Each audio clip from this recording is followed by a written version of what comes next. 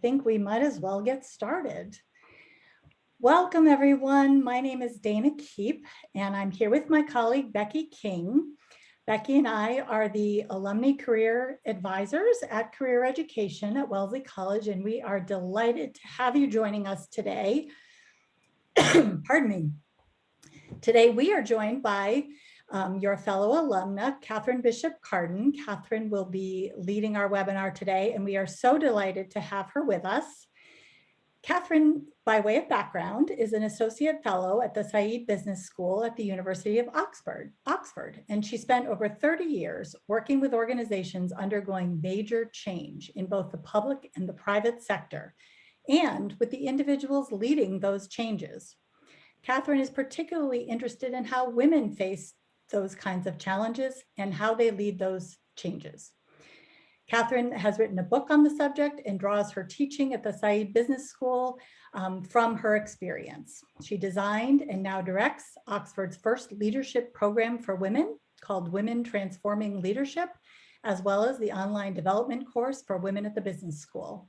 We are absolutely thrilled that you have decided to share your vast experience with us, Catherine, and we thank you for joining us today. Over to you. Thank you. The pleasure is all mine to see such a collection of smiling faces. I just wish we were all in the same room when we could feel the energy. By way of thanking you for making time available in your busy days, I thought the least I could do in the course of the next 20 minutes or so was to try to find two useful and interesting things to say around the topic of post-pandemic reinvention. And with your permission, I'm going to share some slides to sort of anchor what we say. The downside of that, of course, is that I can't always see all your faces, but please do put comments and questions in the chat, because I want to allow plenty of time to have those conversations. I'm particularly looking forward to those. I've chosen this topic to talk about because I am particularly optimistic right now that as we come out of the pandemic, the turbulence that has caused us so much heartache and concern over the past year might actually also bring some opportunity for organizations and for all of us as working individuals. And so the topic of this presentation and the topic of my book is about the way in which corporate strategy, frameworks and tools can be useful for individual men and women, but I'm particularly interested in women's working lives. So as we think about reinvention, we just ought to acknowledge we've all seen enormous amounts of organizational reinvention recently. Here are just three examples of organizations around me. A local school, which has taken the design technology teaching team and turned them into a factory to produce personal protective equipment. A local school that has literally moved online, moved absolutely everything online, morning assemblies, afternoon activities, whatever it might be. And an online choir. Who knew that singing alone in your living room could be as much fun as singing with 150 other people in a bigger venue? That in organizational reinvention is the parallel that I want to draw with the focus for our conversation, because we're talking about individual reinvention. But as we just touch on the subject of organizational reinvention, just notice that some organizations have used the pandemic and are coming out of it, accelerating their existing plans. Jaguar, for example, reinventing itself as the Tesla of the West Midlands, which is part of the United Kingdom. And some organizations have actually refused to reinvent themselves. Primark, a cheap fashion store in the UK. So here's the central question. If organizations are making reinventive changes, could we be doing the same thing too? If they're pivoting because they're frightened of perishing, could we be pivoting as well? Do we want to make some of those changes to flourish rather than to perish. And I've put a clock on the bottom of this slide because I really think that the next few months is going to be a critical time. If you have an inclination to do something different with your working life, the opportunities could arise very shortly. So let me introduce you to the first of the two ideas I've got to offer you about organizational reinvention. This is a model called the strategy triangle, which an absolutely brilliant strategy professor colleague of mine uses when he teaches strategy at the business school. And he teaches it to organizations for them to use when they contemplate making a change. His proposition is that there are three elements that you must think about if you're in an organization contemplating reinvention. Your purpose, what are you for? Why does the organization exist? The resources you have, the skills, physical resources, money, whatever it may be, and the opportunities.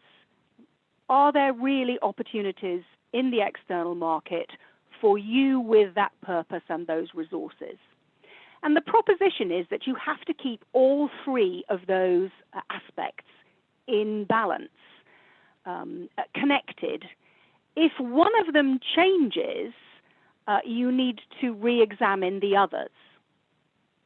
So if, for example, your purpose shifts, if you try to reinvent your organization to capitalize on a new market opportunity, well, then the rest of your organization design has to shift as well.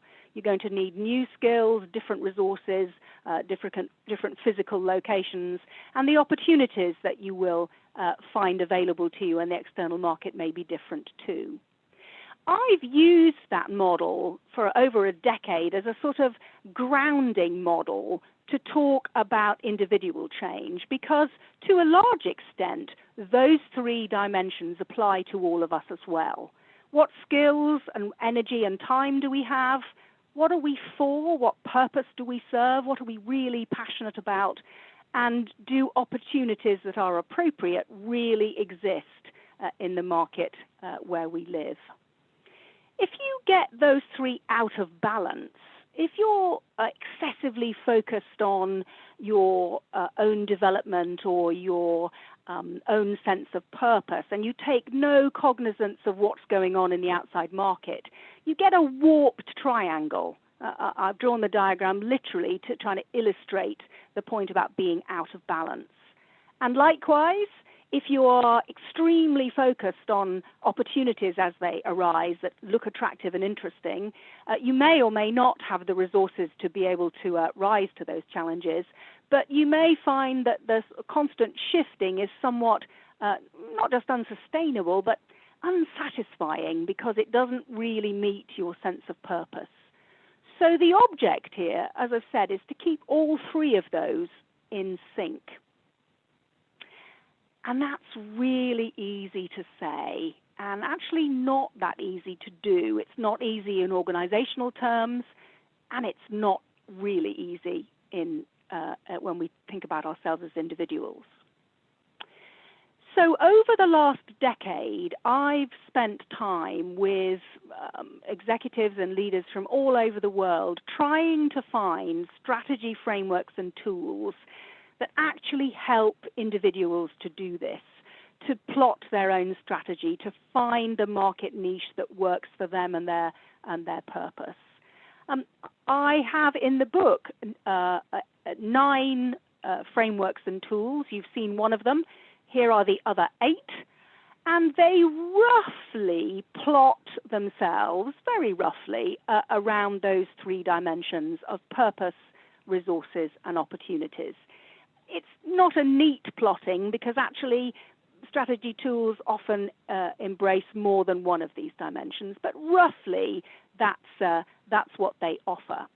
And what I've tried to do is to sort of set out in the book the typical strategy journey that an organization would take. So where are you now? You always start with the present. What have you got now? What are your resources and skills? How's your energy level and health and well-being? How did you get to where you are? So a little bit of a look back as well. And then you take that and project that forward into a sense of the future. And there are 4 different perspectives in the book about what might your future look like. What do you want it to look like? The perspectives are different, but they help to flesh out your answers to that marvelous but very difficult question: what do I want to do? Where do I want to be? And then the final part of the book looks at the so what question. So if this is where I want to be, how am I going to get there? What's my action plan that will take me from idea to reality? What I want to do, though, in the rest of our this part of our conversation is just explore one of those models, a transition model that particularly thinks about, helps us to think about reinvention and the reinvention risk. And so here it is. Let's just take a look at this.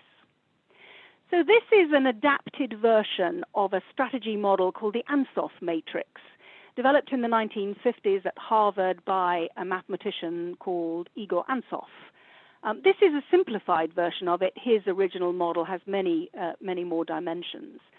But essentially, what it does for organizations, and what it can do for us too, is to help us explore possible routes forward from where we are now. So in essence, the way you interpret this for an individual is to think about not so much, so the model includes market dimensions and product dimensions. Are they new or are they existing? When applying it to an individual, we'll talk not so much about products, but about our resources. And by that I mean both skills and capabilities, but also time and energy, the amount of time and energy you have to devote to your working life. And when we talk about markets, well, I'm really thinking about people who will remunerate you in some way for what you do, employers or clients, whatever it may be. The Ansoff matrix is useful because it says that there are different options for growth, for development, for an organization and for our individual careers. And the first of those is the idea of market penetration, that I stay where I am, I continue to use my existing skills in my existing organization or context, but I grow them. I get more senior, I build my networks, I take on more responsibility. That is a route for career growth. The second option is a route where I deliberately try to develop my product. I try to improve my skills through development or learning. So I'm still operating with my existing employer in my existing market, but I have developed my abilities to offer more and perhaps to get promoted. The third option is what Ansoff calls market development, which is where I take my existing skills and pivot, if you like, to use them in a different context, working for a different organization, maybe even for a different industry sector. And the fourth and final option is the one that strategists call diversification, where I choose to do something completely different in a different context, which requires very different skills and abilities. And you can see that that one in particular brings with it quite a lot of risk.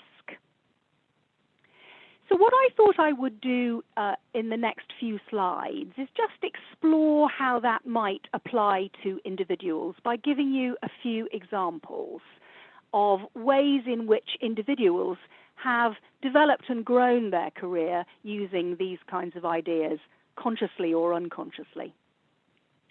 Here's my first example. This is Kate Bingham, a friend of the British Prime Minister. Biochemist by training, private equity venture capitalist, very experienced in assessing organizational risk and placing appropriate bets. She was asked to chair the UK government's vaccine task force, and she has done, by almost everybody's reckoning, a pretty good job.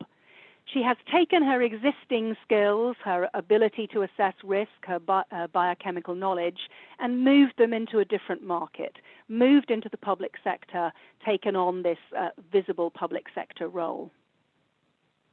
Here's a second example. You may have come across this perhaps on YouTube. This is Andrew Cotter, a Scottish sports commentator who understandably in lockdown finds himself with no sporting events at all to comment on.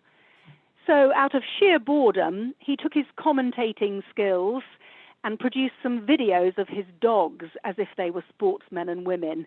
They are quite amusing and they're worth looking for. So he moved from an existing position into a strategy of market development, reaching a whole collection of people who'd never seen him do any sporting commentary using his existing skills. He then took it a stage further and started to write comedy sketches. He also wrote a book about his dogs. So having made that first transition, he's made a second transition, developing a new product, if you like, new skills. Here's a third example. I have a colleague at Oxford who has become absolutely central to much of the work we do in teaching and putting our programs online, because she has deliberately developed some new skills. She's become an IT digital pedagogic expert, and she is now the go-to person. Her profile is much higher. She is the person everybody wants to work with. So she has taken a strategy to grow her career by developing some new skills.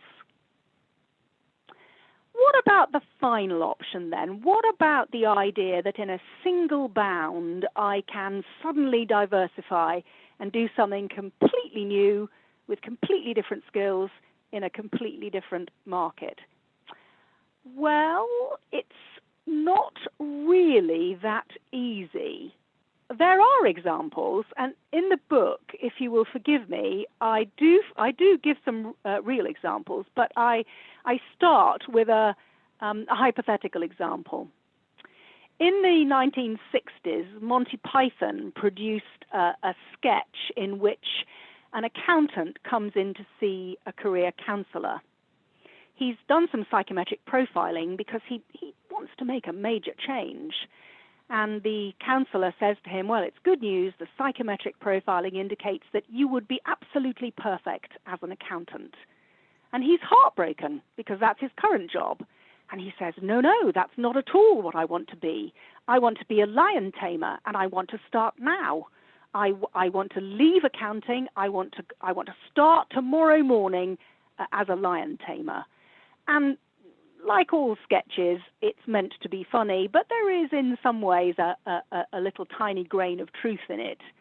It transpires that although he thinks he wants to be a lion tamer, he's never actually seen a lion. He thinks this is a lion. This is actually an anteater. So this is clearly a transition that he has neither researched for nor thought about the risk of making. It illustrates, of course, that there are two risks in trying to make that kind of big diversification leap.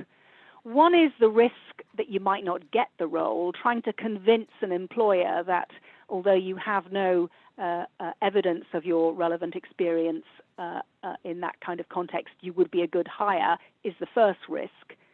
The second risk is actually doing the job, being successful quickly enough if you're lucky enough to get it.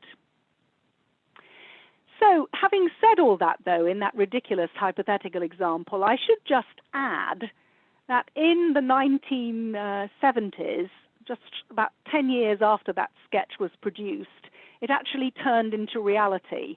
This is a picture in the Daily Mail, a British tabloid newspaper, of a solicitor called John Benham, who got so bored with being a solicitor that he had always wanted to work in a circus, and so he did precisely that. I don't know how he did it, but if you were really determined to make that kind of shift, it would be possible, in theory, through some intermediate steps.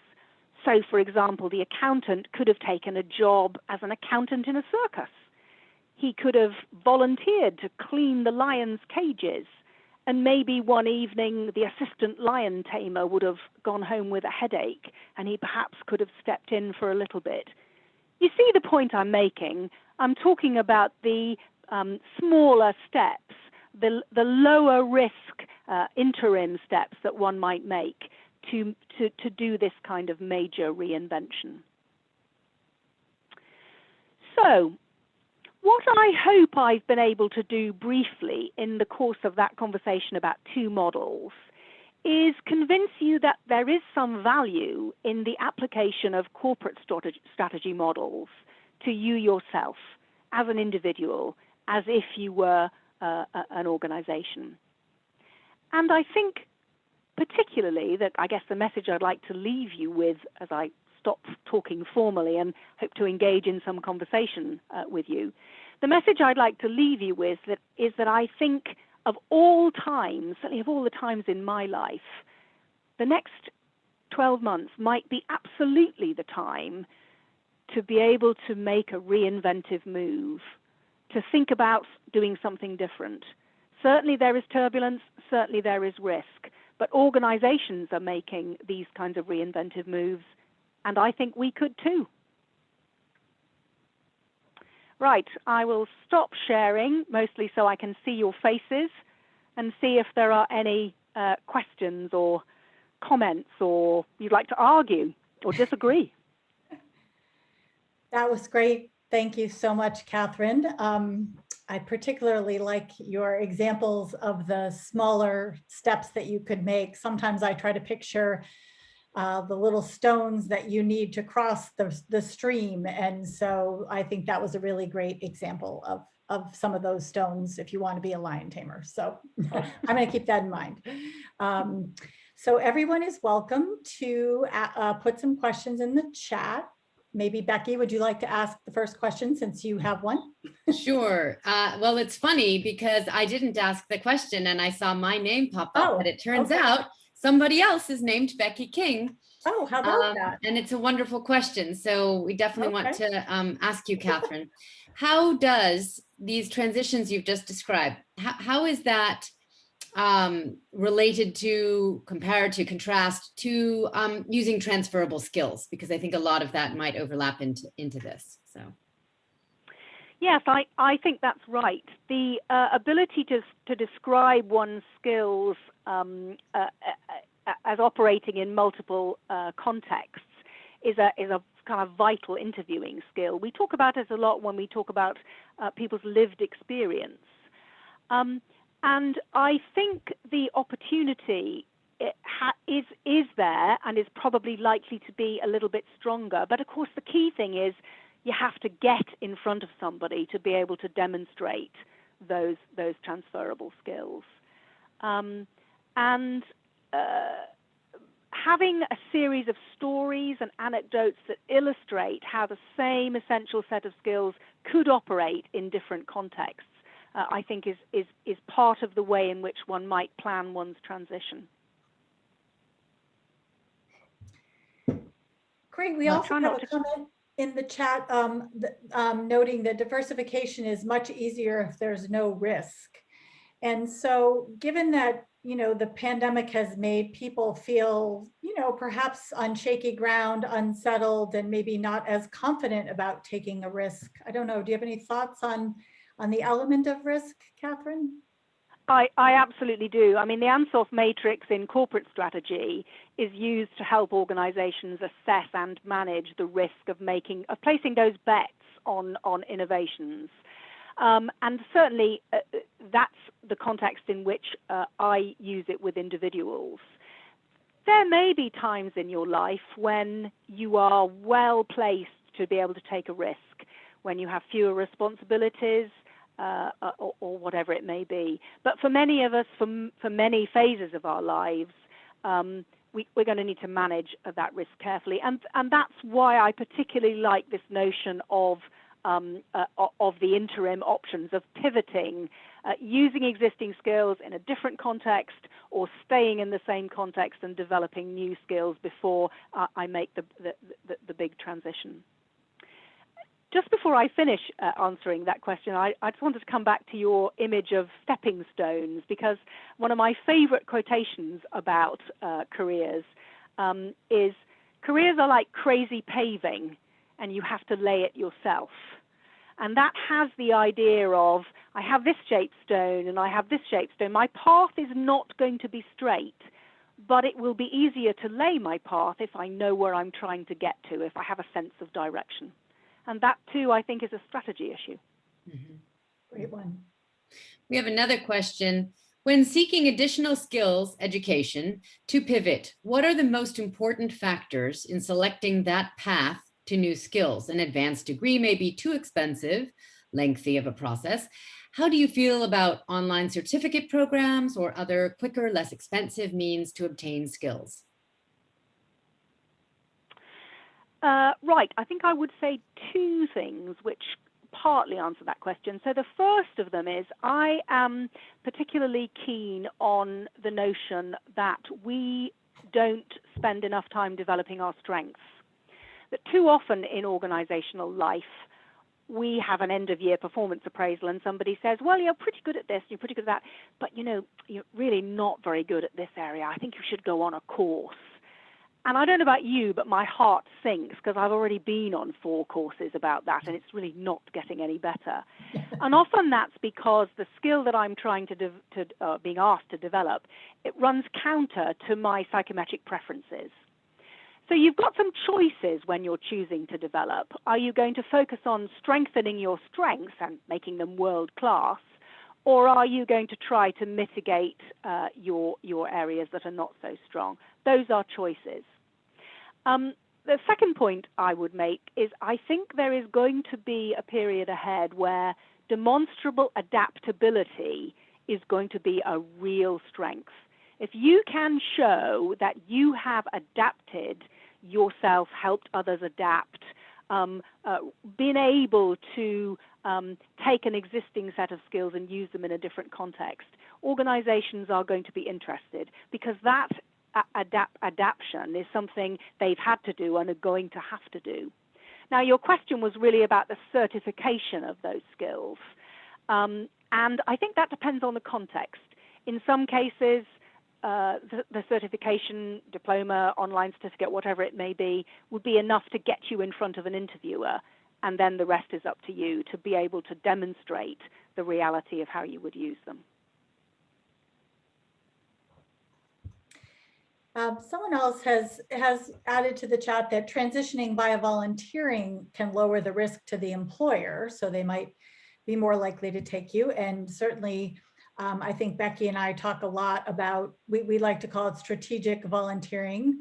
The Designing Your Life books call it prototyping. We talked about that with Catherine when we spoke with her before. So other thoughts on, obviously you have to have the time and the ability to volunteer. But other thoughts on the way volunteering can create experience that's just as valuable. I completely agree with that. I'm a big fan of the strategy of building, if you like, a portfolio. So I may have a full-time job and a desire to transition to something new. A volunteer role, it need not even necessarily consume large amounts of time, because goodness knows most women are extremely busy. But a volunteer role can be an extremely useful way of building skills and building proof. Building networks, but also building proof. And once again, I don't want to be naive, but I do think that the events of the last 12 months have demonstrated to organizations that people who have stepped up and done voluntary roles in their community, in schools, wherever it may be, suddenly they have profile. Suddenly we understand how necessary and useful that kind of thing can be. So I'm hoping that interviewers will open their eyes wider to those voluntary experiences and roles, and realize the value that can bring. Other questions? Oh, here we go. Do you have any specific advice for visionary nonprofit organizations with enormous opportunity for cost-effective growth that have big challenges in fundraising? Ooh, that's a tough one. That is a tough one. And actually, I need to ask a few more questions about the question. So is that a question about what kind of resources to look for to help you achieve that? Or is that a question about the difficulties of working in that environment? Both. Both. So I think roles in that kind of context have been extremely difficult. Once again, it is possible that the turbulence of the last few months may make people much more open to the idea that you don't have to be a big corporate to be able to do something useful and valuable. It may broaden our perspective. If it does so, it may only do so for a while. I do feel that there is an optimistic opportunity ahead, but I also am cynical enough to feel that the doors may close again after a while unless we can really build a new normal. I don't think I can say anything as useful as I would like to about that context, I'm afraid. Then we have another question about when you talk about resources in terms of time and energy, what recommendations do you have for assessing energy? One of the things that boards of organizations do when they are thinking about the allocation and disposition of their resources is they have a dashboard. They literally have a series of indicators about which resources are being allocated where, which projects have received investment, what progress is like on certain initiatives. They literally look at the disposition of their resources across the set of activities that they're trying to do, and they examine that regularly. One of the things I have worked on with women and actually recommend in the book is that it is worth preparing your own dashboard a little bit. So how much time are you spending on work and what's the progress that's resulting? How is your energy level and well-being in that context? Are you spending, for example, too much time on work for too little progress, and as a consequence, your energy levels are depleted? Sometimes looking at all three of those things together can really be the spur that makes you say, all right, I need to do something different. Just pedaling harder is not helping me get the progress that I need. So the interaction between those elements, I think, can be useful for an individual, and even a crude sort of dashboard is going to help. Two other points. I think boundaries are going to be really important for all of us in the next 12 months. Most of us have been working from home, but actually it feels like living at work. And as we go into what I am pretty sure will be a hybrid world for most of us, I think we're going to have to take responsibility to set our own boundaries, to say, I will do this much today and then I will stop because I have other priorities that I need to devote time to. And that is also a way of managing energy. Final point, replenishment. We absolutely have to have activities that replenish energy, whether that's learning or play or creative work, whatever it may be. And once we understand how necessary that replenishment is, I think it's easier to find time, even in a busy life, for a little bit of that. I saw a lot of resonance on people's expressions and nodding of heads when you said living at work, seems to be rather than. And as a follow-up, someone is asking, do you have a graphic for life-work balance or life-work integration, as sometimes people like to call it? Right. So, so two things. I am personally not very keen on the phrase life-work balance. Forgive me, I don't mean to be critical.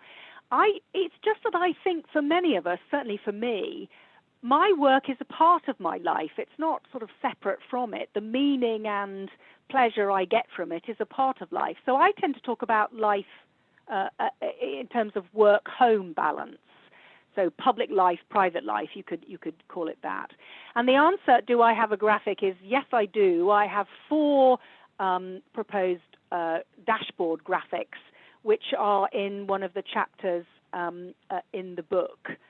But to be honest, take a look at your organization's dashboard and have a play at adapting those for your own life and your own situation. Similar to the energy question, when you talk about assessing purpose, do you have recommendations for how to determine your purpose? Oh, I do, because over the last decade of teaching and developing this material, I have found that simultaneously is the most useful thing that you can spend time on, but of course, it's also the most difficult. I like to talk a lot about uncovering purpose rather than generating it, because I have a belief that to some extent, most of us are already manifesting bits of our purpose in what we do. It may not be perfect, it may not be coherent, it may not be quite as prominent as you'd want it to be, but somewhere in there it is already there. So I use a storytelling technique, which again I write about in the book, and I also run a webinar on it, where I deliberately get you to write 4 different versions of the same story in a very compressed time scale. I give you 3 minutes per story about what you do.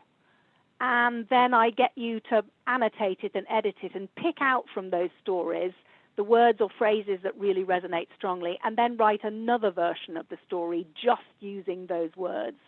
And again, women find, men and women, but women in particular, find that they are generating something that is a fresher and more vivid statement of their purpose than they otherwise would. It's an odd technique to use, but it actually works. Thank you. This is a question about disproportionate impact on women. We've been reading a lot about that lately in the news. So women taking on more burdens and family support. So losing ground in career growth. What would be your advice from adapting corporate strategy to regaining women's career growth? Yes, so I worry about that. I know many women have felt the resurgence of traditional roles under the pressure of the pandemic.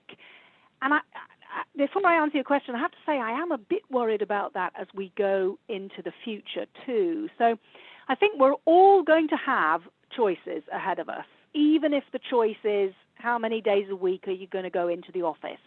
5, 2, 1? And one of the things I worry about is that we may find ourselves in a situation where most of the women have chosen to spend most of the week working remotely, and most of the men have chosen to spend most of the week working in the office. And I worry about what that's going to do for organizational culture. I worry about what it's going to do for diversity and promotion prospects. So I think there is a challenge there, and we all do have to really to try to reset and return back to some of the progress that we have just started to make. There's an interesting UN report which draws on data from 38 countries, and it underlines precisely the point that's made in the question, that women have found under the pressures of pandemic that their world has shrunk and they have increasingly had to take on domestic responsibilities. And there's a tiny little bit, a tiny glimmer of light at the end of the tunnel in that report, because it also says, and I'm quoting pretty much from memory, and most of the men, when asked, acknowledged that this was true. I was a bit rueful when I read that bit, but it did make me think that, okay, so it is obvious to everybody that tasks outside the office at home are onerous and demanding and necessary, and that this is the time to have a blunt conversation and do some negotiation, exactly as one would in an organizational context. Individual negotiation, and also making some choices and setting some boundaries. Wonderful. Great. Thank you, everyone. Keep putting the great questions into the chat. They are great questions. Lovely to read the chat as well, too. Well, here's the sort of almost the flip side of that last question. We've seen women leaders of other countries do so much better in the pandemic than male leaders. Have they followed any of these strategy steps that you've outlined? So that's a great question. And the honest answer is, I don't know. But what I do know, I think I'd probably say two useful things. The first is that I am slightly nervous about the women have done better than men discussions, because often the geographic, social, and economic context is quite different. At Oxford, on the leadership programs, we have increasingly over the last 3 years we've ceased talking about men and women. Men lead like this, women lead like this. We have tried to talk much more about masculine leadership qualities and feminine leadership qualities, with the assertion that all of us have a blend of those. My blend may be different from yours, but some of my leadership qualities you could describe as masculine, and some you could describe as feminine. I wish there were different words, but let's stick with that. Insofar as everybody's blend is different, I think the events of the last 12 months have demonstrated that there is a much greater place for empathy, for the kind of leadership that puts people first, that thinks about things from a follower's perspective. There is much more room now for people who understand that problems are very complex and you do need to draw in multiple perspectives. The way I see the problem may be very different from the way you see it. And that stuff we teach on leadership programs for women and for men and women. This notion that leadership is not any longer one person in the corner office, usually a male, usually white, with all the answers. Because we've been in a situation where there really aren't answers and no one person can have them. So this is absolutely the time for some different leadership approaches. So have they followed my book? Who knows? But are they themselves starting to exemplify a broadening out of society's ideas about leadership? I hope so, and I believe so. I'll second that one. Okay, going back to a skills question, Catherine, someone is wondering, do you have tips for thinking about or leveraging technical skills versus behavioral skills as you're making a transition, especially women making a transition? There is some research that suggests that men and women's actually, I have to be careful about this. It's quite old research, and so it's still using the categorization of men and women. It's still using a biological perspective. The research suggests that performance is interpreted differently, that men might be promoted for potential and women are promoted for actual achievement. That might suggest that my technical skills that allow me to achieve I might see them as more significant than my more general leadership skills. And I think there comes a point in everybody's life where you have to make the transition from that perspective to understand that my technical skills are no use to the rest of you if I do not know how to work effectively with you. That it is not likely that I'm going to be a really good leader purely on the basis of my technical skills, because you all are younger and newer and more up to date than I am, and my technical skills no longer provide a base to lead from. So increasingly, it is that blend that is necessary. And the adaptability point that I made earlier, I think, comes in there too, because that is absolutely about my ability to leverage my technical skills working with other people and in a different context. I hope that's a useful enough answer to that important and difficult question. Well, I'm glad somebody is asking about this because I wanted to hear a little bit more about it as well. The story writing to uncover your purpose. Could you tell us more about that? Okay, so I'll be in a webinar like this, and I will say to people, you need a pen and paper or you need something to write on. And I have a bell, and I say to them, I would like you to take 3 minutes to write a very short story that you can tell in less than a minute about what you do at work and why you like it. But here's the catch. You have to choose an audience for this story, and every time I ask you to write it, the audience has to be different.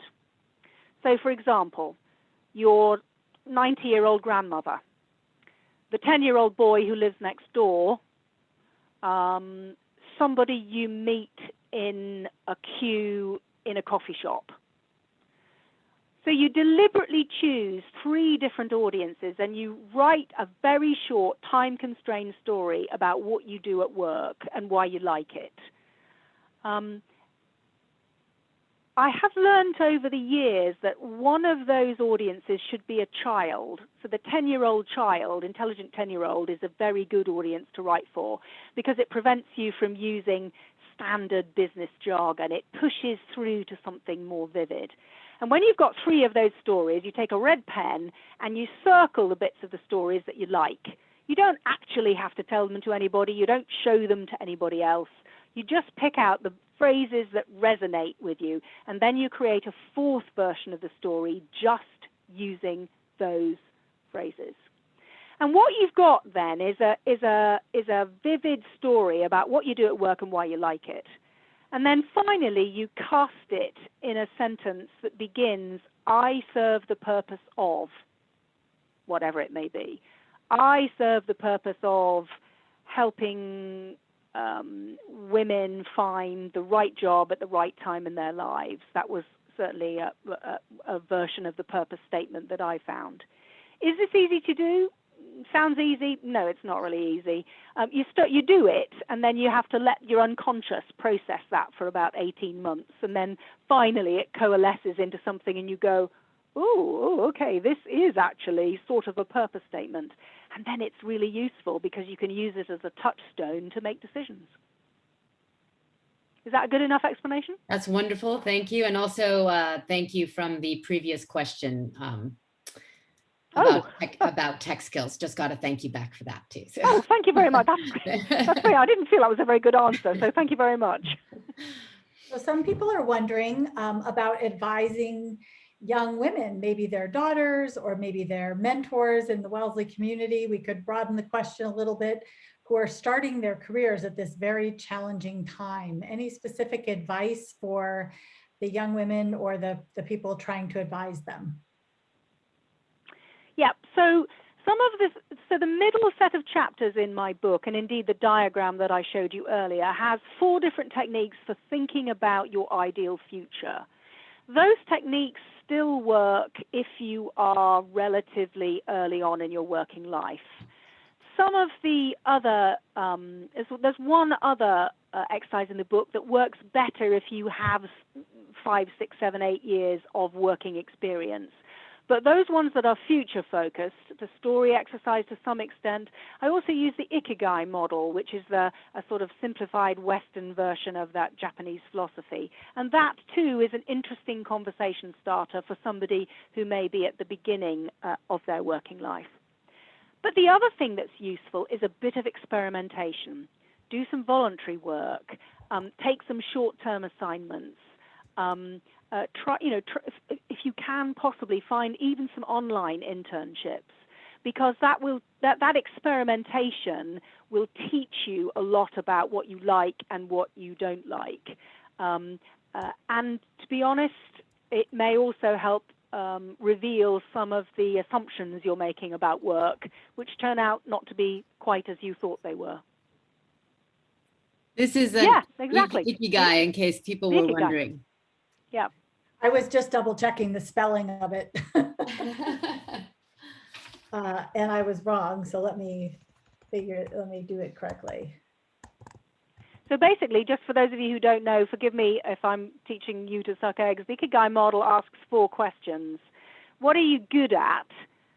What do you love? What does the world need? And what's the 4th one? Good. I think What what you you can be get paid, paid for. what you can be Yeah, paid what can you for. get paid for? Exactly. Oh yeah, that. Oh yeah, remuneration. Yeah. We don't need that though. We live on purpose. Yeah, we live on air. All right, let's see. We have a question about the different generations in the workplace, millennials, Gen Z, their expectations and how to collaborate with them and or manage them. Whoa, that's a huge question. What Yeah. a good one. Yeah.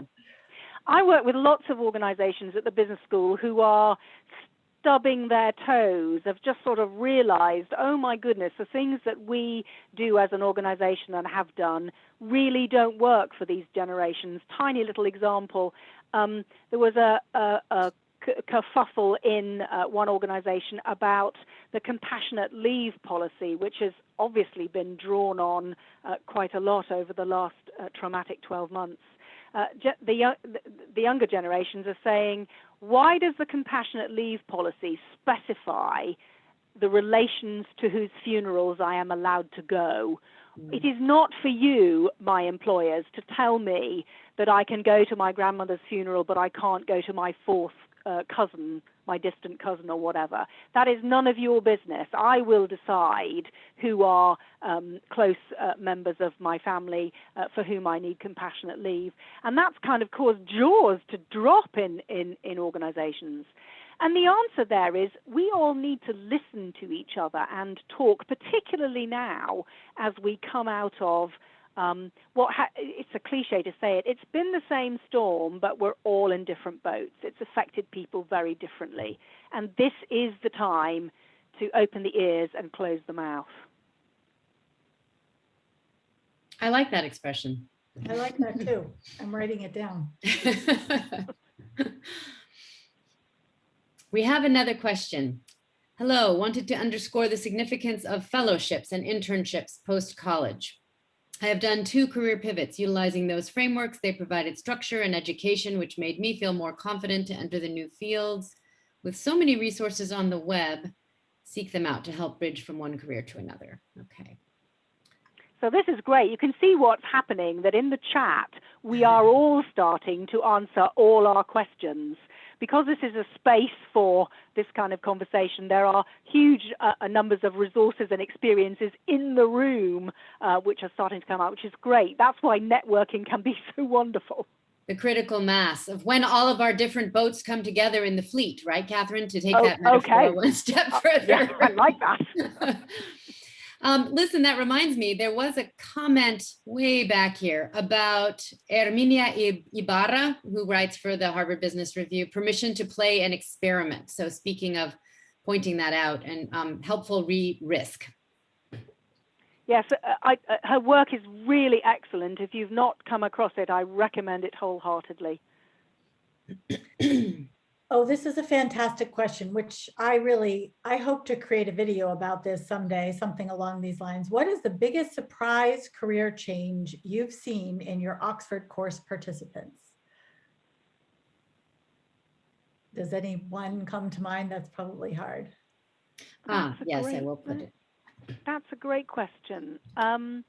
So we do often see somebody whose career transition is from employed to self-employed because they are seeking more control.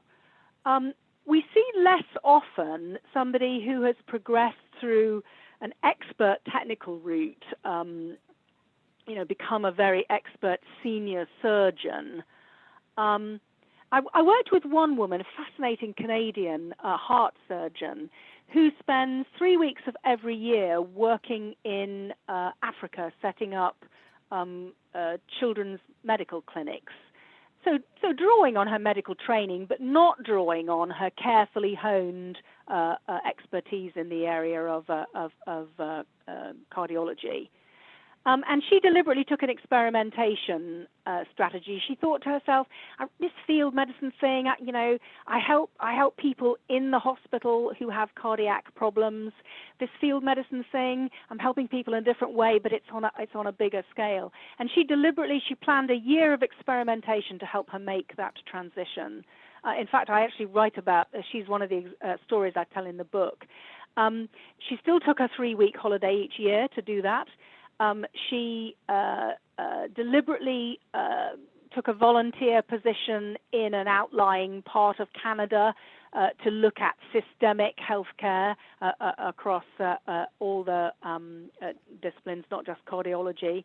And she spent some time tracking down colleagues who work for the World Health Organization so she could literally have coffee with them. And she was experimenting to try to see whether she wanted to make the big shift. She's in the middle of the year right now, so I don't have the answer yet.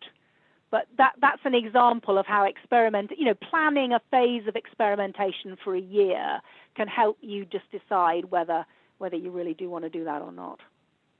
I just want to point out there was a question about availability of your book, and I know it's available on Amazon. Are there other places you'd like to point out it's available, or any particular thing about buying your book that you'd like?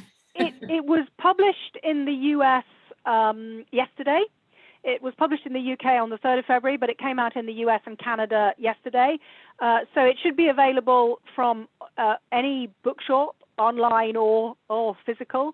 And you can also buy it from the publisher. The publisher is Kogan Page, and they, I think, offer free shipping to the US too. Hurrah! And Amazon says it can get it to you by March 2nd. So there you go. Okay. Oh, good. And somebody found it on Thrift Books. Okay. Oh, good. Resourceful. Well, maybe perhaps one last question here. Someone is asking, speaking of energy, what are some of your suggestions for healthy practices? I'm not sure if the question is around increasing your energy maybe, or sorry for not being able to unmute people, but we have 4 pages of, well, we had 4 or 3 pages of people, so it's hard to find them fast enough to unmute them. Well, I recommend yoga. Yeah. So many of you will know much more about this than I do. So there are physically healthy practices. You don't need me to talk about those. Indeed, I'm by no means an expert in that area. But I think it is also important, particularly important right now, to think about mental health. There is already, and there needs to be, a greater emphasis on that. So are you doing something every day that gives you pleasure, that gives you some learning? It need only be for 5-10 minutes. But I think the availability of online learning for leisure activity has just been extraordinary, has exploded, and people's awareness of it has increased as well. But for most of us, the issue is not the availability. The issue is not knowing that that's really what I should be doing. The issue is giving myself permission to do it in a busy day when I have so many other responsibilities. And I'd like to encourage you to do that, because energy needs replenishment. We need refueling. So choose your pit stop to refuel each day. You've got to fill up your own cup before you can help other people fill up theirs. So true. Good point. Well, on that, I think we will wrap up. And obviously, feel free to continue conversations offline with one another. And I invite you all to join us. Dana and I are running a monthly Work Matters Q&A with us. The next one will be March 17th. We have also April 12th and May 13th as once a month. Drop in, very informal. Thank you so much, Catherine, for sharing all of your research, your work, and your book. Congratulations on the release of that, and giving us so many good models and food for thought today, filling up our cups and our energy. And thank you all for joining us. It's always wonderful. It fills up my cup just to see all of us together, even if it's virtual, in a Zoom room. And so thank you so much again, Catherine. And as a quick reminder too, we have an upcoming webinar scheduled for March 25th. It's a Thursday. It's scheduled for noon Eastern time, and Dana and I are going to be discussing your superpowers, strength, and confidence as we spring forward into spring, which is almost here. Crossing So fingers. thank you all again, and be well. Take Thank care. you, everyone. It's been lovely to be here. Nice to see you all. Thank you so much. Lovely.